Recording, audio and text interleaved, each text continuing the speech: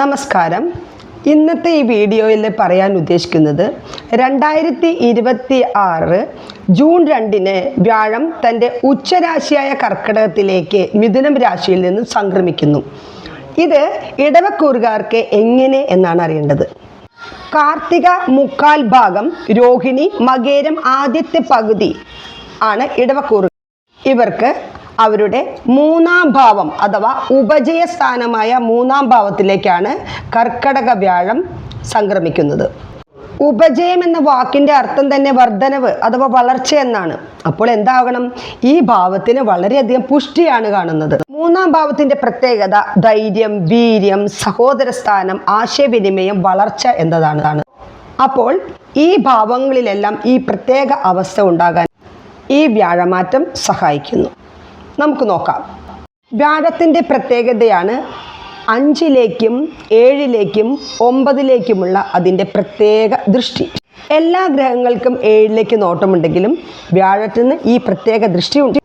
അപ്പോൾ നമുക്ക് ഇടവലഗ്നക്കാരെ ഒന്ന് നോക്കാം.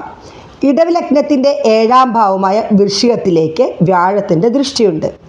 അതുപോലെ തന്നെ ഇടവലഗ്നത്തിൻ്റെ 9ാം ഭാവമായ മകരത്തിലേക്കും ദൃഷ്ടിയുണ്ട്. ഇടവലഗ്നത്തിൻ്റെ 11ാം ഭാവമായ മീനത്തിലേക്കും വ്യാഴത്തിന് ദൃഷ്ടിയുണ്ട്. ഇടവം രാശിക്കാരുടെ 7ാം ഭാവം അഥവാ കളത്രഭാവമായ വൃശ്ചികത്തിലേക്ക് വ്യാഴത്തിൻ്റെ പൂർണ്ണ ദൃഷ്ടി, 5ലേക്കുള്ള പൂർണ്ണ ദൃഷ്ടി ഉള്ളതുകൊണ്ട് വിവാഹിതരല്ലാത്തവർക്ക്, അവിവാഹിതരായവർക്ക് വിവാഹ കാര്യത്തിൽ തീരുമാനമുണ്ടാക്കുന്നൊരു സമയമാണ്. ദാമ്പത്യപരമായ ഏതെങ്കിലും കലഹങ്ങളോ മറ്റ് പ്രശ്നങ്ങളോ ഉള്ളവർക്ക് അതെല്ലാം തീർന്നുകൊണ്ട് ദാമ്പത്യ സൗഖ്യമുണ്ടാക്കുന്ന ഒരു കാലഘട്ടമായിരിക്കും ഈ ഒരു വർഷം. 9 ഭാഗ്യം, പിതാവിൽ നിന്നുള്ള സഹായം തുടങ്ങിയതാണ്.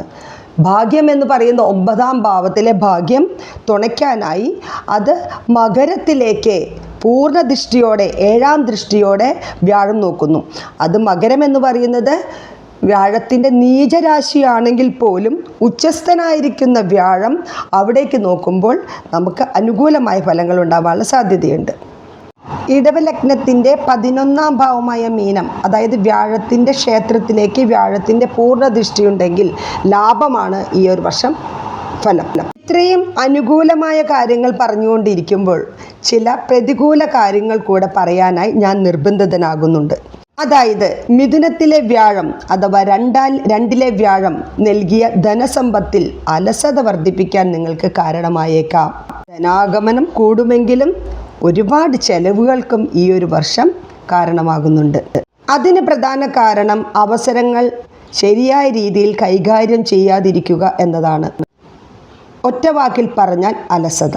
എത്ര ധനം കയ്യിലുണ്ടെങ്കിലും യാത്രയ്ക്കും ആഡംബരങ്ങൾക്കുമായി പണം ചെലവാക്കാൻ സാധ്യതയുള്ള ഒരു കാലയളവാണ്. പൊതുവെ 2ലുണ്ടായിരുന്ന വ്യാഴം നൽകുന്ന സാമ്പത്തിക ഐശ്വര്യത്തെക്കാൾ നമ്മുടെ 3ലെ വ്യാഴത്തിൻ്റെ പ്രത്യേകത കർമ്മശേഷിയും സാമൂഹിക ബന്ധങ്ങളെയുമാണ് ഇത് കൂടുതൽ സഹായിക്കുക. അതുകൊണ്ട് ഉച്ചസ്ഥനായ കർക്കിടകത്തിൽ നിൽക്കുന്ന വ്യാഴം ഈ വർഷത്തിൽ കൂടുതൽ ഊർജ്ജസ്വലരാവുക എന്ന് മാത്രമാണ് പറയാനുള്ളത്. ഇത്രയെല്ലാം ഞാൻ പറഞ്ഞിരിക്കുമ്പോൾ പലരും ചോദിക്കും, എന്നിട്ട് അങ്ങനെ ആയില്ലല്ലോ, ഇങ്ങനെ ആയില്ലല്ലോ എന്ന് പറയരുത്.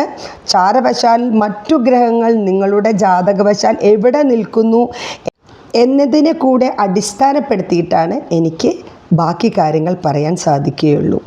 എങ്കിലും ഇടവക്കൂറുകാർക്ക് ഒരുപാട് ആശംസകൾ നൽകുന്നു. ഈ വർഷം സുഖലോലുപമായി സന്തോഷത്തോടെ സകലവിധ സൗഭാഗ്യത്തോടെയും ജീവിക്കാൻ ഈശ്വരൻ അനുഗ്രഹിക്കട്ടെ. നന്ദി.